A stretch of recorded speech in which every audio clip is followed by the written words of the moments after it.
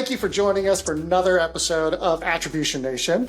In our new series, which we are now in, we're stepping into the C-suite to hear directly from CMOs navigating today's really difficult marketing challenges. From AI disruption to the age-old alignment issues between marketing and sales, we're going to unpack the real reporting and data problems that leaders are solving, and the ones that still keep them up at night. Join us for candid conversations that go beyond metrics into the strategies, experiments, and lessons shaping the future of marketing leadership. Today, I am joined by Tricia Gellman, CMO at Box. In this interview, we're going to really get into some real-world lessons and practical strategies that CMOs like Tricia are using to solve complex measurement and alignment challenges. So, Tricia, welcome so much to the show. Thank you so much for joining us here. It's awesome to have you as the first CMO in this series. Excellent. Wow. First, what an honor. Yes, absolutely. Absolutely. So, Tricia, we're just going to get started really broad, really general. Tell us how you first got into marketing and tell us a little bit about your career path. Yeah, I think I've talked about this like 10 years ago when I was in a few other podcasts, but I never meant to be in marketing. And here I am, 25 plus years later, I'm like CMO at Box. But I was really on the forefront of computers and graphic design. And I got recruited to be what at the time was called an evangelist at Apple, the Guy Kawasaki evangelism team. And at the time, Apple was very non-profitable and they reorged every 3 months or if not more. And so I was there for about 6 weeks and I was really excited about going out to talk to developers, like how to use the Mac, get more tools for graphic designers, et cetera. And they're like, yeah, you've been reorganized into marketing. And I literally went home and I cried. I thought marketing at the time was just not really measurable. It was very fluffy. I was concerned for like my sort of motion of like go, go, go and like, get the checklist done. Like that wasn't going to be a place for me. But I quickly saw that, you could have such a big impact on a company's bottom line and really help to drive the trajectory of a company that here I am. I left Apple because it was too crazy, went to Adobe.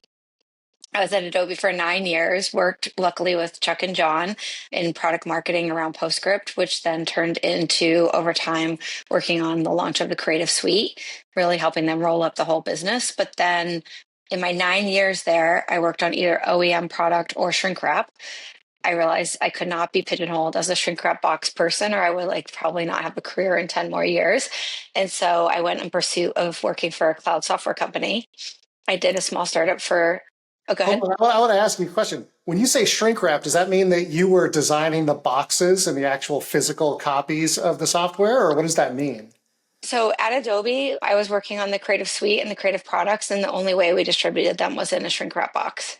So I worked on like the product marketing and the marketing to bring those products to market. But people went to Best Buy or like stores that don't exist today at all. And we would like work with the channel and we had all these channel partners who would sell through as well. Toward the end of my time there, a lot of them were starting to do channel sales through the web.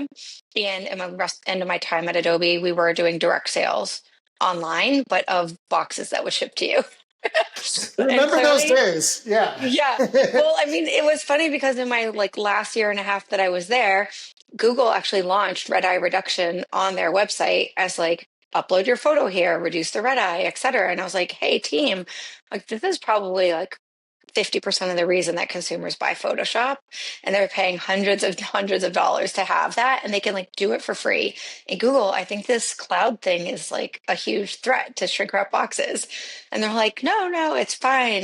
We develop on a 3-year strategy. And, it was you can't even fathom today how the world worked back then. Honestly, it's just so not comprehensible.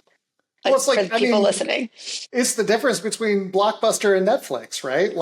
Yeah, 100%. You used to go to Blockbuster and get the hard copy movie, and then, now it's just everything streaming on Netflix and Prime and all that stuff. And software did the same thing.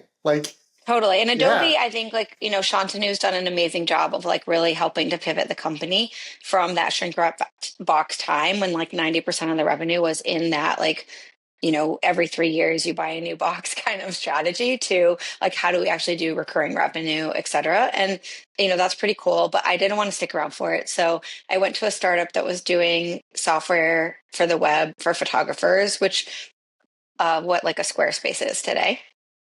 Challenge like most startups in terms of business model and how do you make revenue, et cetera. And I'm like, this is a little too crazy for me. And I went to Salesforce because I'm like, if I want to do cloud software, I'm going to go to the source.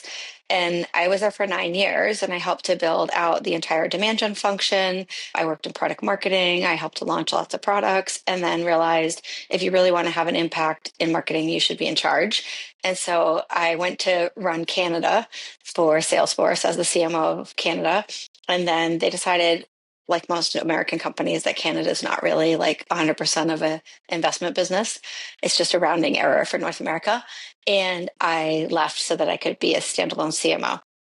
And I worked at Checker, I worked at Drift, and now here I am at Box. Awesome. Awesome. That sounds like quite the journey. Yeah. Yeah. So let's talk about, because this is Attribution Nation. So let's talk about the evolution of attribution throughout your career. So tell me about kind of like the early days. And when I talk about attribution, I mean like marketing measurement generally, not like, specifically like one type of attribution, but marketing measurement generally. How were you measuring marketing's performance historically? And then we're going to take a time out and talk specifically about Salesforce. But let's start like in the lead up to Salesforce. Yeah, I mean, I think this is why I cried in the beginning is because when I started in my marketing career, I mean, it was really the times of like billboards, TV ads, radio ads, and things like that. Like we didn't have all of like your direct response type of marketing. I mean, I'm old. So it was much harder to measure the attribution of marketing. And I think, Apple is more sort of consumery brand, even though we were marketing to graphic design businesses and things like that. Our metrics were much more about like units sold and like, how are we seeing like the demand for units and or attendance at conferences and leads captured at conferences. That was like the two big things we were doing. And then, and overall awareness, like you would do surveys and things like that. When I was at Adobe was much more like when we were working with the channel, we could actually do a lot more to measure like how much throughput are we getting from the channel. We would do individual campaigns like, hey, we're going to talk about this thing. We're going to give them these offers, these incentives, whatever. And we could see like which ones are pulling through more. And then we started to get more into digital as we were getting to the websites. And, then that's like grown into like measurement of individuals, what I call channels, like a social channel or a resale channel or whatever that might be, all the way up to like the full funnel that we measure today. Yeah, it's interesting because I'm old, and so I remember when I started in marketing that like we really couldn't track the pipeline or the sales that came from our marketing. And I was working at the time for one of Adobe's channel partners. So I was helping to sell and market Adobe products back then. And we had no way to do that. So it has been interesting to see how the capabilities have evolved over time, because if we had the capabilities that we have now, back when I was managing 100 trade shows a year, things would have been very different, let's just say. Yeah, totally. I mean, I think a lot of it was like based on sentiment too, right? I mean, and the things that were important back then, I think are still important now. And actually, as we go through this like AI surge and sort of repositioning of like what matters and sort of the conversation in the world, the whole brand concept, which was the only thing you could measure back in the day, is like getting a resurgence in terms of its importance. And I think in the middle, let's say like from like the late 90s until now, people got like really focused on direct response to the point that people cut all the money in their advertising campaigns, and like TV ad for B2B was like an unheard of thing, and really just like, oh, how are we doing our ads in Facebook, how are we like doing things in YouTube, whatever. And now I think it's actually like a lot more healthy than it was before. I mean, it's still harder to measure those like brand things than it is your direct response, but it is possible now to show that like if you don't have a wide enough funnel at the top, you're not getting a broad enough awareness that you just don't see the result at the bottom. So I think this is going to be really helpful for those folks that are not as experienced as we are in the world of marketing measurement, because those brand surveys have really kind of gone away, to your point, in favor of all the direct response stuff and all the direct attribution that you can do. Talk to our listeners a little bit about how you used to run the brand awareness surveys that were run back in the day before we had all the click-based attribution. Let's talk a little bit about those brand awareness surveys, because to your point, I think they are starting to come back. And so I Mhm. think explaining how you've approached them historically would help some of our listeners. Yeah, and I would say like we're actually here at Box doing brand awareness surveys, and we did it at Drift as well. So like in the past like 5 to 10 years, I've still been doing that.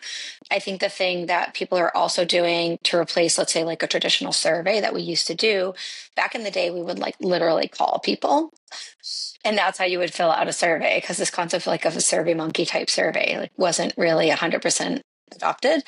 And we would actually have questions for people, and it's like, okay, so unaided, like if you're thinking about this category of thing, like what would you say comes to mind? And then people would give their answers, and then you'd be like, okay, but for this category, pick from these 5 vendors, like which of them have you heard? And so you get like multiple selects, and you try to be like in the top 3 basically of the multiple selects, and you can see sort of like the aggregation. And then you go in those brand awareness surveys further into like the subcategories of things you're trying to do. You can go all the way down into like, feature names and things like that.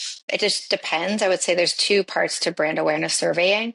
One is, have people heard of your company name? The other is more like, have they heard of what you do? And so the first one is considered like, do people know you? Do they know your brand? The second is more like, if you're in consideration, how are people actually considering you? And if you're starting from nothing, like the number one thing is like people have to know who your brand is.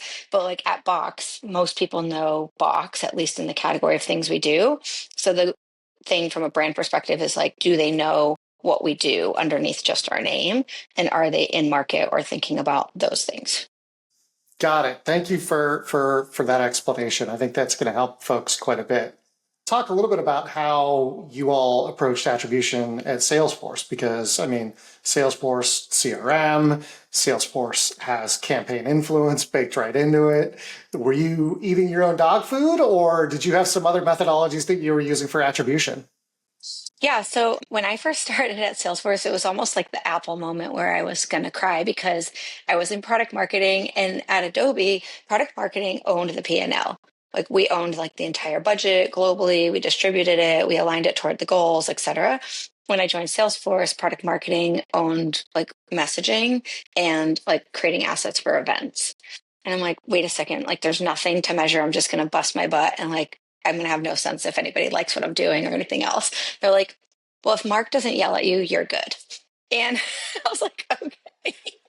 Like literally my parents were like, oh, do you like your new job? And I'm like, I'm not getting yelled at by the highest boss, so I'm doing a great job, mom. But anyway, we started to move to a model where actually like we're creating videos, we're creating like and partnering with the campaign team on assets and offers that they were doing. And we started really looking at, as we expanded from SMB and the PLG motion up to enterprise, what should we measure in each of those areas? And then how do we actually bring that into Salesforce? And of course, with the lead object in Salesforce, it was very easy to measure the number of leads. And so that's at the first place where we started.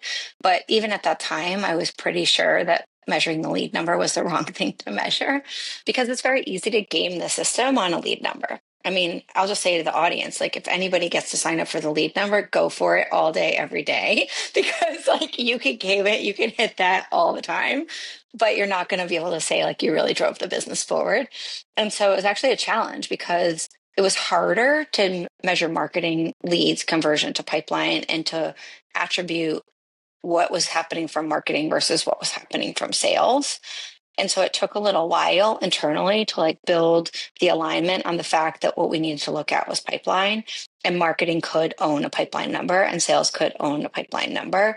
And really, like, of course, the marketing number was tied in with SDR, because the marketing team wasn't the ones following up on the leads. But, how could we actually like share that responsibility and really divvy it up?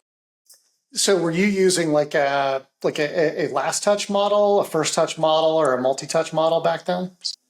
Back then, there was only like last touch model, really, last touch or first touch. We ended up building our own multi-touch model at the time that like there were all the new companies were coming out with multi-touch model. And I argued really heavily that we shouldn't be the ones that were building it because like this was a newer thing and it was going to evolve really fast. And always when you build your own, like you get the engineering time to build it, but then they get moved on to another project.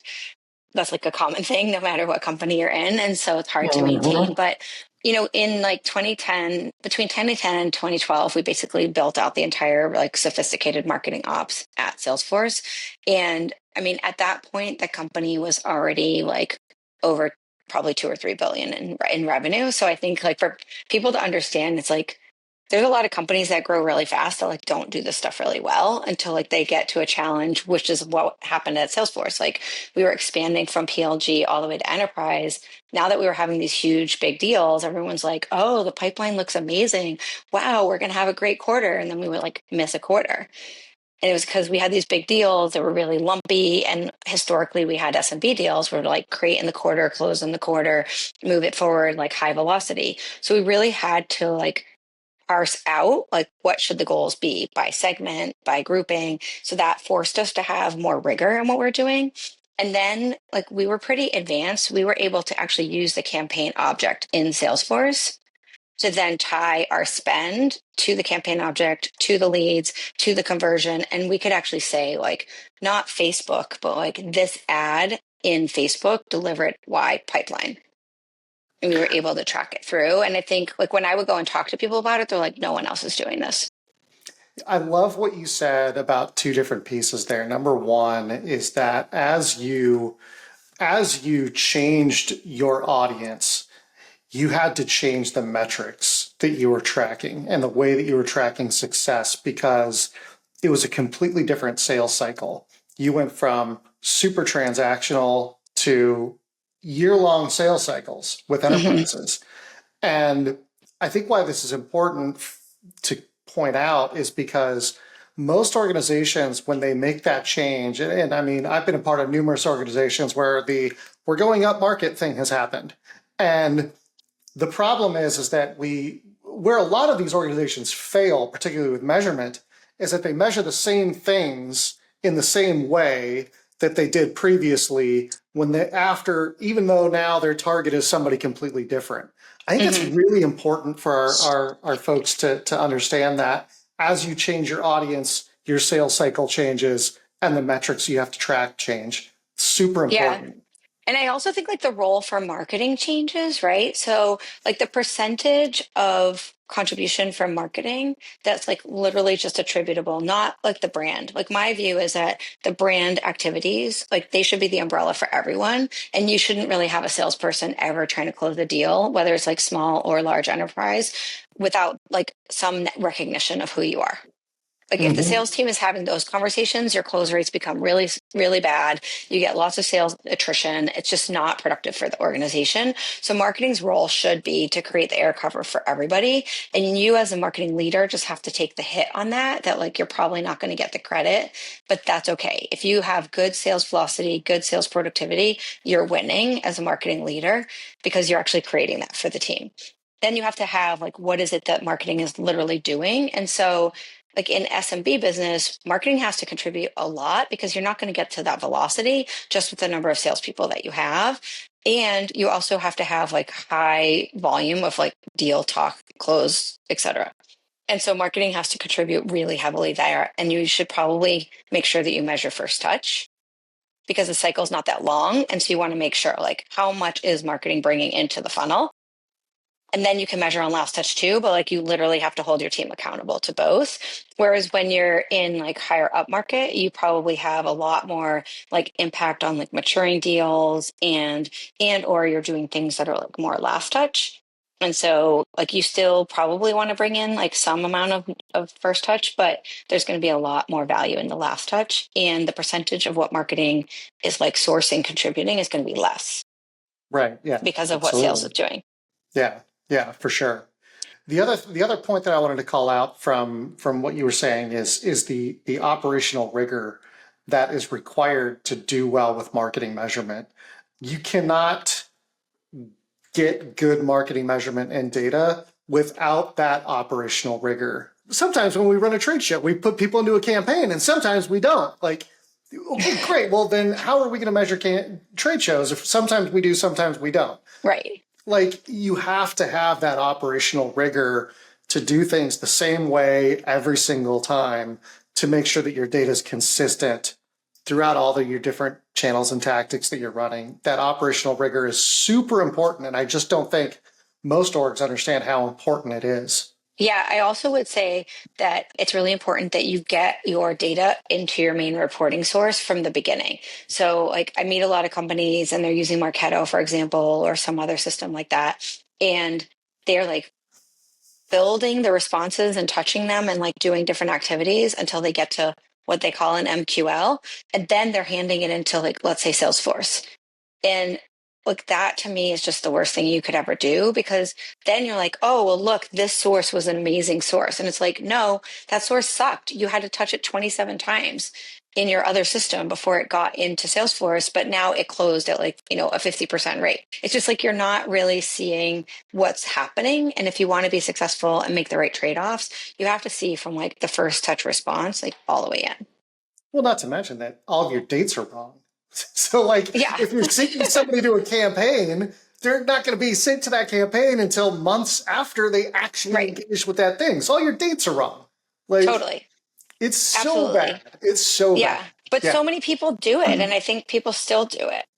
Oh, And yeah. yeah. And I think, I mean, you said you want to talk about like what are people doing now later. And I think the one thing about now is that I think you have to figure out how do you actually measure your funnel in a way that is a little bit more challenging in terms of how you sync it with Salesforce, et cetera. Because I think like the days of actually gating everything, like they've been gone for a long time, but I still see lots of companies trying to do that. Like the technology is there that you should be able to surround people and you should be able to pull them through your funnel based on the content that you're putting out there, the types of offers, conversations.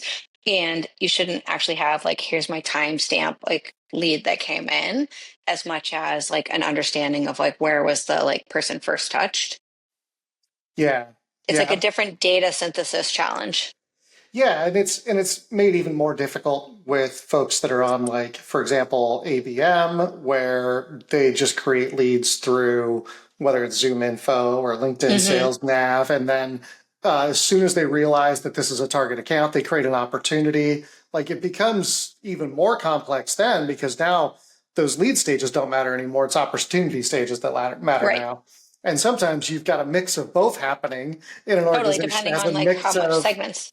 yeah, exactly, exactly. Which just Yeah, kind of goes back to the whole thing before of like, you have to pick your metrics based on the audience and how you're selling to them. You can't just exactly. have one strategy that applies to everybody, because No. not And that's everyone what, is the same. yeah, like before I came to Box, I was doing advising. And one of the things that I found I was advising on a lot is like, how do you actually even build the targets for pipeline? And then how do you measure the success? And my point is like, as a marketer, you need to literally understand how you are like booking your revenue and where is it coming from. And then you need to break it into the sources. So if 50% of your revenue is coming from like renewals and expansion, then okay, you need a different set of motion, a different set of metrics, a different expectation for that than like the new business. And then if you have Mhm. SMB and then you have enterprise, like you need to break each of these down to your ultimate whole so that you can actually build your go to market and your measurement metric around it. Absolutely, absolutely, totally agree, totally agree. So as we kind of look to the future a little bit, do you find that attribution models or attribution methodologies or strategies can become too sophisticated to be useful? I would have to say yes, but I think it's just more of like a confusion factor, right? I think the cleanest thing is first touch and last touch because like they're just clean. It's like one person has it and they either have it or they don't have it. In like the actual like multi-touch attribution, I think is really useful for marketers, but it gets conflated where you start taking your multi-touch attribution data into like an executive meeting and people are saying, oh, you just spent $5 million this year on this campaign and like you delivered $500,000 in pipeline. And like, why would we do that? And of course you would never do that. But the fact of the matter is like that was like the multi-touch attribution way of reporting it. And it just doesn't translate into like the bigger whole in terms of the conversation outside of marketing. So I think marketers need multi-touch attribution to understand, like, are you actually bringing something in? Are you maturing something in the middle? Are you actually like trying to close it? What are you trying to do with your dollars? And where is that mix? But sometimes you get so complicated that you have like all this data of touches, then you have layers of like data science because you have great data scientists in your company. And they're like, oh, but based on that, the percentage of potential is this and this and this. And it becomes so complicated that no one actually knows what's happening. It also makes it hard to even understand what I just said about like, is it helping on the beginning, middle, or the end? And then at that point, it's not useful. Yeah. And so I think that's the problem is like, if you do attribution, you need to figure out what question are you trying to answer? And when you answer it, is it helpful in creating the trust in what's happening? Because in the end of the day, you're going to like live or die on this trust between marketing and sales. And if it goes and gets eroded by some like complex attribution system, you're better off just sticking with last touch and first touch, honestly. That is a very, very great point because the moment marketing loses the trust of sales, like you lose credibility throughout the entire organization. You're Yeah. done. Yeah, Yeah. absolutely. And like we had like, so just, I'll just speak like, probably, I don't know if everybody wants me to speak about this, but like when I got here at Box, there's like an amazing data science team, an amazing analytics team, et cetera. And they had built this very sophisticated attribution model. But the company, like the team had been missing the pipeline number for like multiple quarters.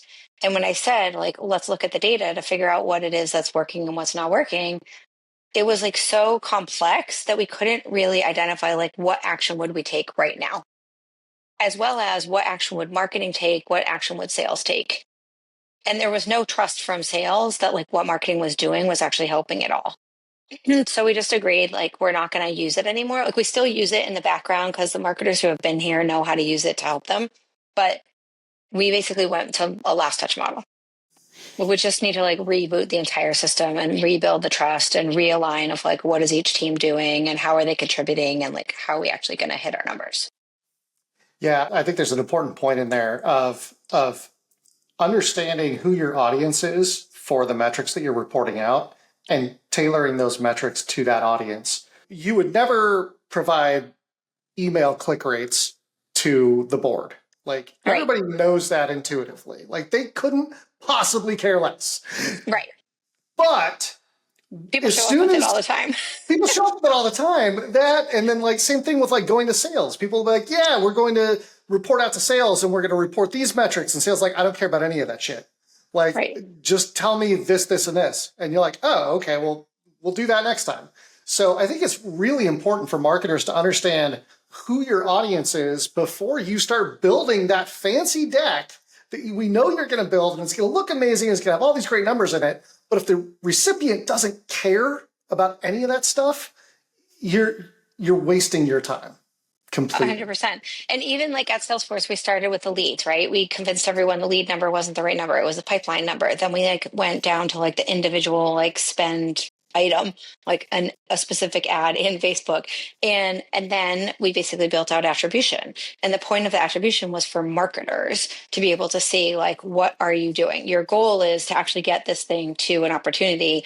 Like, is that happening? Is it not happening? If you do more of XYZ, activity, does it actually mature faster? Does it actually, get to higher deal size, whatever it might be? And we would just use it in marketing. But I would see my team go to sales meetings and start talking about like, oh, we did this. And they would start using those numbers. And every single time the sales team would say, so wait, you spent this much money and you got this much out. Well, we should just take all the budget for marketing and put it into sales headcount because we can give a higher return. Yeah. Yeah. And I mean, that's what's going to happen every time when you use an attribution number in a sales meeting. Mm-hmm. Yeah, absolutely. Yeah. Yeah. So your comment about sales and marketing and trust is a great segue into the next question, which is about sales and marketing alignment. A lot of times, sales and marketing alignment is a big issue in a lot of organizations. So how can marketing reporting and data and metrics both help or hurt that sales and marketing alignment in your experience? I mean, I think the first thing is that in a lot of organizations, marketing is really set on like, how am I going to do my reporting?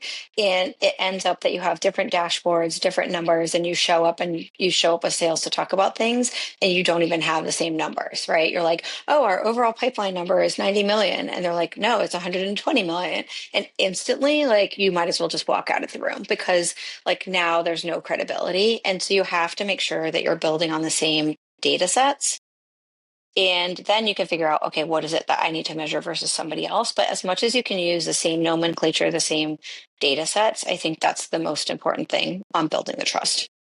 I would wholeheartedly agree with a standard naming convention, because I can't tell you how many times I've talked to organizations there where marketing is going into a meeting and saying, yeah, we generated 300 leads last month. And sales is like, you didn't generate a single lead because none of those were qualified. And it's like, no, we're speaking different languages here. 100%. I think my favorite example of that is when I had and this isn't even sales, this was CFO. I was delivering a report to a CFO about marketing's influence. And I was saying that marketing had influenced X amount of revenue. And the CFO looked at me and said, marketing hasn't influenced a damn dollar of revenue.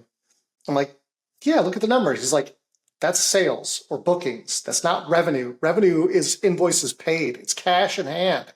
You didn't influence any revenue. And I was like, okay, different language. We have to align on language. And ultimately, when I said that, that CFO was like, his trust in me was like, I don't trust you. You don't know the difference between sales and revenue. Like, why should I believe a word you're saying after this? So it's really important to get on the same page from a terminology and naming convention standpoint. Because again, if you're not, you're speaking a different language, and it's hard to understand what's going on. Yeah. And I think you kind of mentioned this earlier, but the other thing I think is that marketers become so proud of all the things that they're doing that they just like want to go into a meeting with sales and share all the things they're doing. And all that sales hears is wah, wah, wah, wah, wah. It's like, Snoopy and the dog and everything. And when sales hears like the Snoopy dog wah, wah, then like you're done. Mm-hmm. You need to really parse what matters to sales and talk about that. And, I think that's hard for a lot of marketers because they're like, but I'm doing so much work. It's okay. Like, you go do that work. You know that it matters. You know that if you have like this much awareness and then this many touches and then this and then that, it gets you to the thing that matters to sales. That's fine. But like, only talk to sales about the things that matter with sales and are really relevant into the things that are going to lead them to helping to get to that, closed deal. Yeah, yeah. So, the thing that you said about marketing and sales bringing different numbers to the table leads me into another question here, which is when we talk about things like pipeline reporting and marketing metrics and things like that, organizationally speaking, who should own that type of reporting in an organization? I mean, I think this is a really big question. Like, I'll extract it even further, which is like, who should own the pipeline number? If you look at the C-suite, I actually think that marketing should own the pipeline number, not for marketing, but for the whole company, because sales has to close the deals. Like, if you don't close the deals, then nobody wins.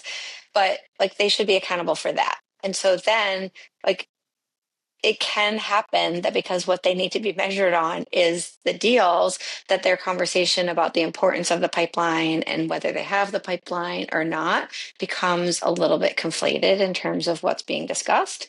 And so I think marketing can be the source that kind of just says, hey, like, we have to be accountable, but everyone else has to be accountable. It can work with like your finance org to build out the targets, to look at the reporting, like what are your close rates, what are like all the things that go into the funnel, and then work like probably with RevOps. But I think every organization is different. Like, we have a business analytics function here and we have a finance function. And so for me to redo the numbers here at Box, I had to work with those two teams and then work with like the actual like marketing ops team to make sure the systems could do what we wanted to do. But I think ideally in a lot of companies, you have like a revenue ops team, and they help to actually like build out all the reporting and the metrics and how it kind of makes one dashboard. Yeah. So if marketing, in your opinion, should be the one that owns the pipeline number, are you also a proponent of having SDRs roll up under marketing, or? I mean, I think it can be helpful, but I don't think it's a requirement. I think like you just really need to have a group of people who are working hand in hand. And the one thing that I find, unfortunately, and I saw this in the startups I was in, is that there's this notion that sales leader, the CRO, has to own SDRs because they're like the early AEs, right? Like you want to have them in this little track that they're on. But there's not a lot of sales leaders who actually understand the like nitty gritty of what an SDR does and actually like focus on it because it's usually like the SMB or the mid market sales leader who gets given the SDR organization and model, and they have like a quota number they have to meet. And so they're not really spending the time on the nitty gritty of like, how much have you touched? How often have you touched? Like, what are your talk tracks? Like all these other things that I think marketing has to empower no matter where the SDR lives.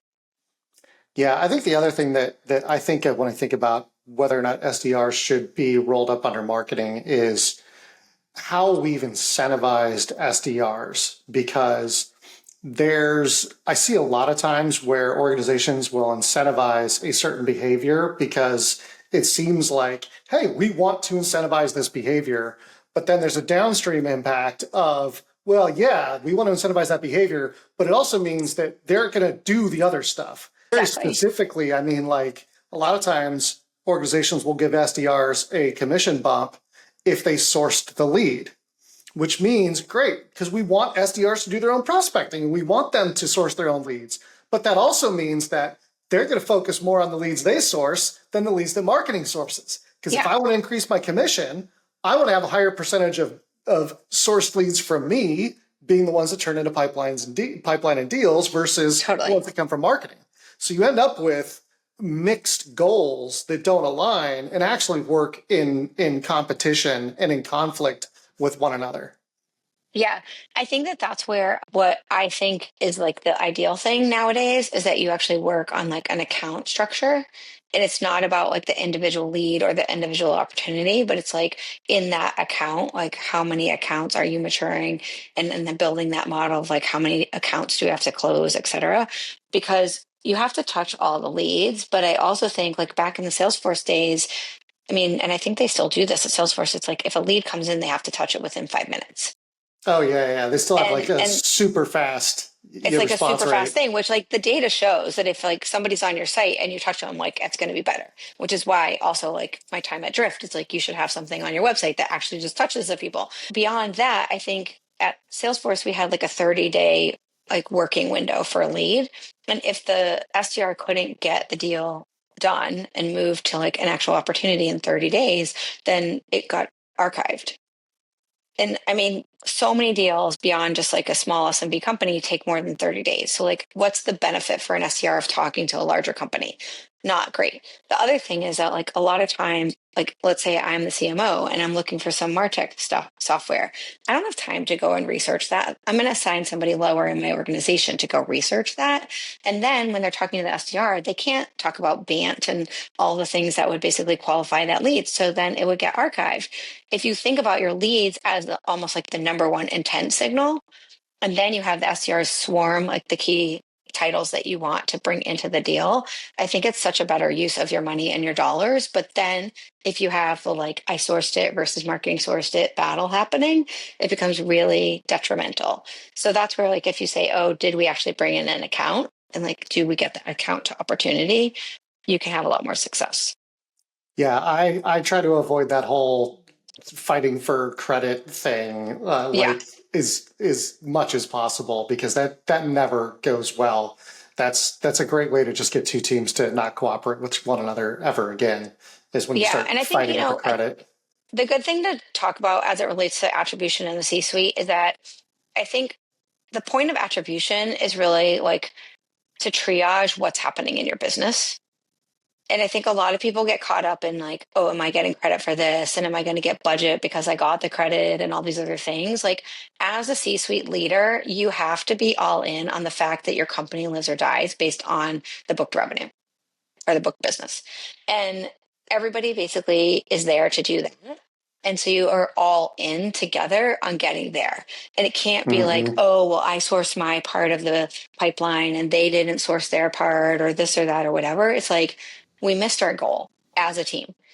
And Right. the minute that you start talking with the sales leader as a marketing leader about like, you didn't do your part and I did my part and it's not my problem and whatever, like it's like a cancer that spreads through the Oh, organization. totally. Like your number one job is to be on the same page with your sales leader and to cascade that down. And I think that's one of the things that we've been going through here at Box is let's go to this new measurement of last touch. Let's work together as a team. But in the end of the day, we only have that attribution metric to triage like what's working, what's not working.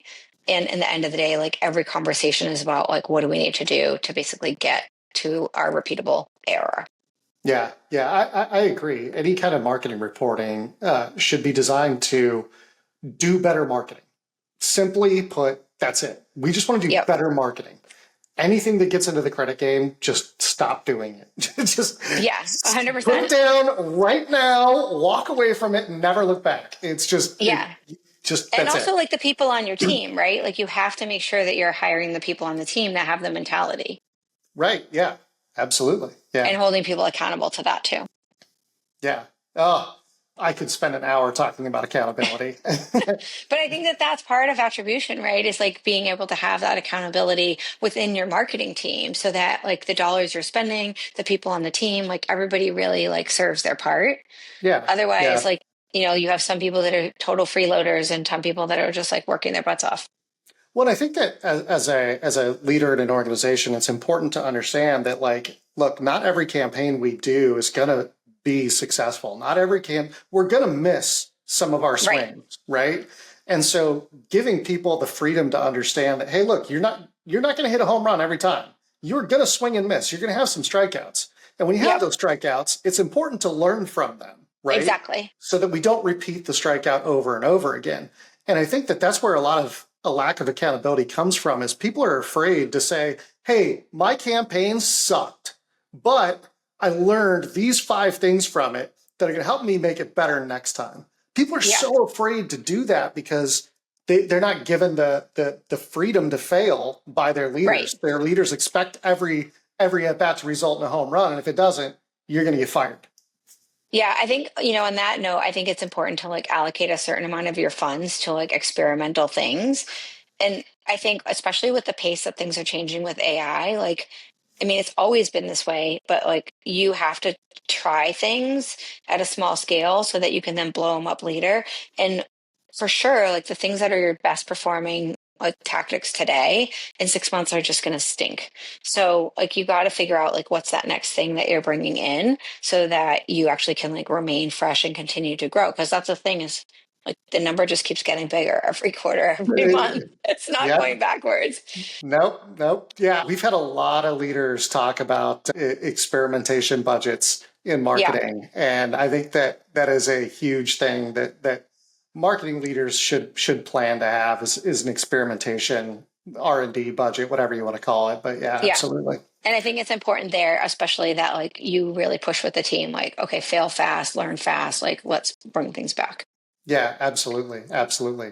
Tricia, I could spend another hour talking to you, but I know that I've already eaten up so much of your time, and thank you so much for joining. What I want to do real quick is just kind of recap the things that I thought were the key takeaways from our time here.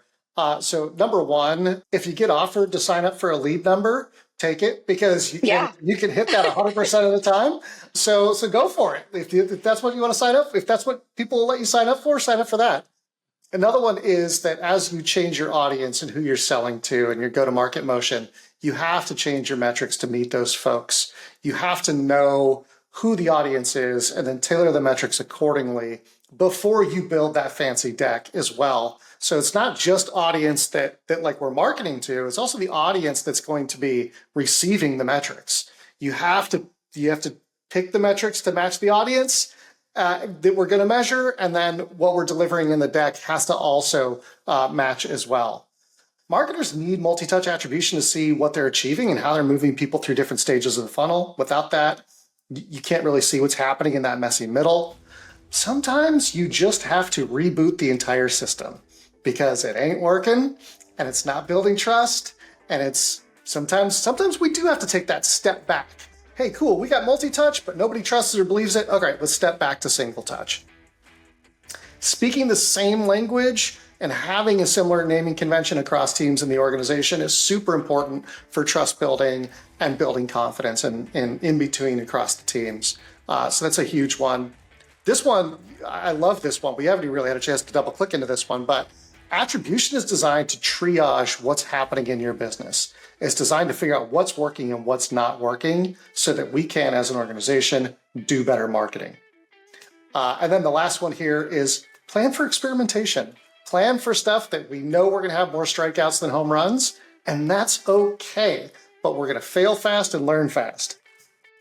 Yeah, I mean, I think that's the thing. The final thing is, if you're experimenting, fail fast, learn fast. It's not okay to fail and not learn.